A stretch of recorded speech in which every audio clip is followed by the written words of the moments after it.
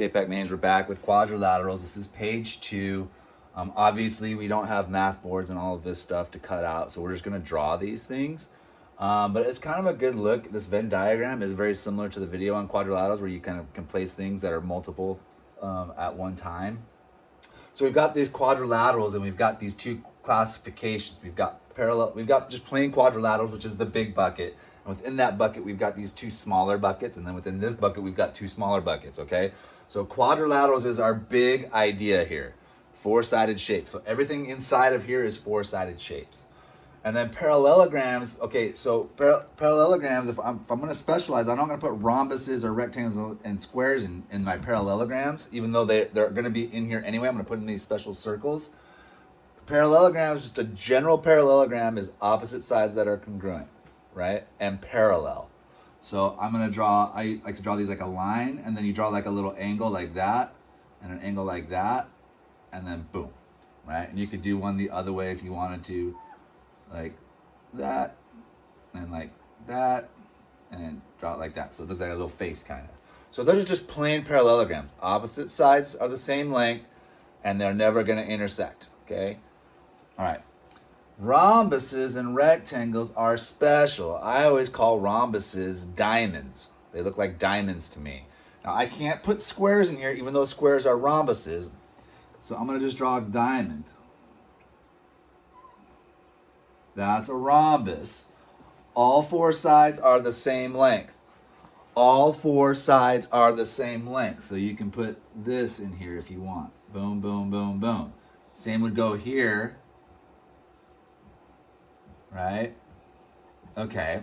And then for rectangles, well, we know squares are also rectangles, but what's special about rectangles is they're parallelograms with 90-degree angles. Everybody knows what a rectangle is. So I'm going to draw a rectangle in this side. I'm going to draw one like this. And how do I make sure I know it's a rectangle? I put my little 90-degree angle little boxes in there. Okay, and I can even do the little line thing, say, oh, opposite sides are congruent, but not all four sides. Okay, opposite sides are congruent, but not all four sides. All four sides are congruent, but not 90-degree angles. Okay, and then my squares is like this combination of both of these things. That is a terrible square. Let me see if I can do one better. Now it looks better, right? And I can go like this. It says all sides are the same, all 90-degree angles.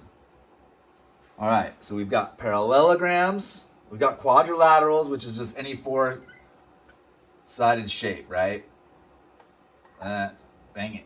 Let's see. Boom, boom, boom, boom. Something like that, right? You can draw a couple of those in there. It's just got to be four sides. Nothing special about it. It's just got four sides. Now I've got four sides, and I've got parallel sides. Okay, opposite sides are parallel and congruent. Now I've got some other conditions. Opposite. This is a parallelogram here. It's got four sides, but all the sides are equal, so that makes it special. Here I've got one. All four sides are not the same, but I have 90-degree angles, and I have opposite sides that are congruent. So it's a parallelogram with 90-degree angles. And then I've got my square, which is all of those things. Opposite sides are parallel. All four sides are congruent, and it's got 90-degree angles. So it's everything. A square is a rectangle, a square is a rhombus, a square is a parallelogram, and a square is, of course, a quadrilateral, but it is not a trapezoid. So I'm going to draw a trapezoid. I'm going to draw the traditional trapezoid here. This is the one we generally see. And I'll draw another weird-looking one like this. Okay, so you can draw trapezoids in a number of ways. But the thing about trapezoids is they have one set of parallel sides. So boom, boom. Those are parallel. They're never, ever going to intersect if I drag these all the way over here. All right? So I'm going over a lot. We're going to keep going over it. But remember, king is shapes, right? Okay, we got big buckets and then smaller buckets with more specifics. So let's take a look. Try this out on your own and then come back and test it out with me. And you're back. So a rhombus, is a rhombus always a square? I mean, I can look over here. That's a rhombus, but is it a square? No. So, but is that a rhombus? Is the square a rhombus? Yes. A square is always everything else, but not everything else is always a square. So a rhombus is sometimes a square. right? Whereas a square is always a rhombus. I know, it's weird. Rewind, think about it again if you need to. A parallelogram, is it always a rectangle? Well, here's parallelograms, here's parallelogram. That one's a rectangle too, but so is it always or sometimes? It's sometimes, again. Parallelogram is sometimes a rectangle. Is a rhombus a parallelogram? Absolutely. It's in my big parallelogram bucket, right?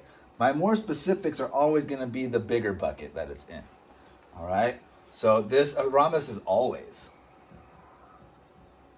a parallelogram because it's got opposite sides that are parallel and congruent, which is what a parallelogram is. And a trapezoid, is it a parallelogram? No way, right? It's down here. So it's never. And pretty much when you see this, a square is, unless it says trapezoid, right? It's always, a square is always a rectangle, it's always a rhombus, it's always a parallelogram, and it's always a quadrilateral. It's everything except for this guy, right? So is always a rhombus. It's a diamond shape, you just gotta turn it to its side. All right, explain why the circle for parallelograms does not intersect with the circle for trapezoids. Why don't these two intersect? Well, trapezoids are definitely not parallelograms, and parallelograms are definitely not trapezoids. One has two sets of parallel sides, and one has one. So let's go with traps have one set of parallel sides, while parallelograms, a lot of writing here, have two. So take your time, pause this if you need to so you can see it.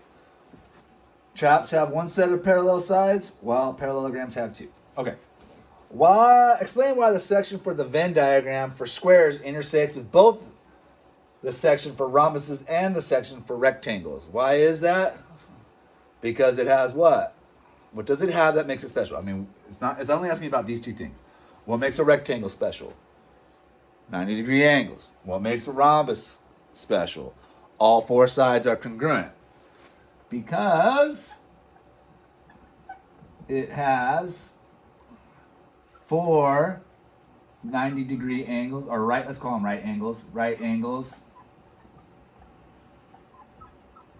and four congruent sides.